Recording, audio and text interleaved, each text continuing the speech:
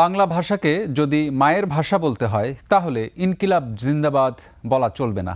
ইনকিলাব জিন্দাবাদ, ইনকিলাব মঞ্চ এগুলোর সঙ্গে বাংলার কোনো সম্পর্ক নেই বলে মন্তব্য করলেন বিদ্যুৎ, জ্বালানি ও খনিজ সম্পদ মন্ত্রী ইকবাল হাসান মাহমুদ টুকু।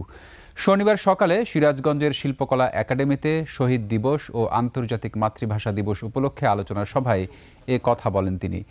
বাংলা ভাষাকে পৃথিবীর বুকে আরও সমৃদ্ধ ও মর্যাদাপূর্ণ অবস্থানে পৌঁছে দিতে তরুণ সমাজকে এগিয়ে আসার আহ্বান জানিয়েছেন ইকবাল হাসান মাহমুদ টুকু।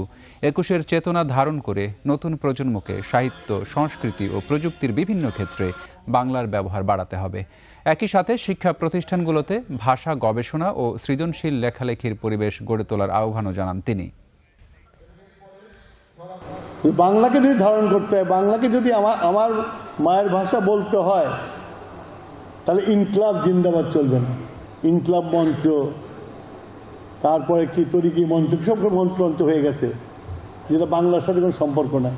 যে আমি যে বললাম এইসব কথাবার্তা হয়তো দেখা যাবে আমার একটা ব্র্যান্ড করে ফেলবে আমাকে, যে ভারতীয় দালাল, রড দালাল, অনেক কিছু বলে ফেলবে। বাট আমি বলবো, কারণ এইটা বলার জন্যই আমি জীবন দিতে গেছিলাম, মুক্তিযুদ্ধে গেছিলাম।